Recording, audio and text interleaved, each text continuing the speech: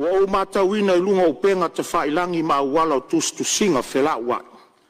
Le ngangana o whaongaina nisi o Stui o le nei palemeni.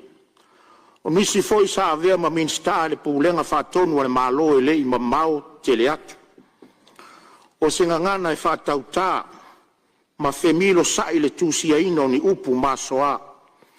Palau vale se tu lou le maota ma sa moa o lo maua mai whasalolaunga o le fono le nei. Ua o le masina lava e malu pea ua e lilo ai loa I lona atalua. E tino fo I le niu ai sua I samilolo lona winga. O le itu e sili ona whanoano Island 4 ona o le ngangana ua apo e whanau o le atunu. Ai o sila tali matangi ia mo Samoa I le lumana. Ai pele o le taimi ea le nei o tātou te tai matali I ma tātou nina ma pōwhi sānui a wā whanau a Samoa. Ia mana tua mai foi sui mamalu uma o le nei palemeni.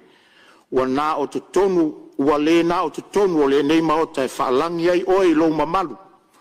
Laua fionga, your honorable, ai o vaenga uma o le atunu umale lalo langi e atoa e te whaa fio iai. O le maualunga lea o le lato whaa lalo mai ia I tātou o tai o le atunu.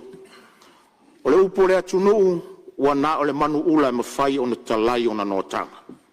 Ina nei e nau tae whaari lo finanga lo tusa lau ai at tau, whaare whawai, ai ngalo ai lo tau valea tu lo la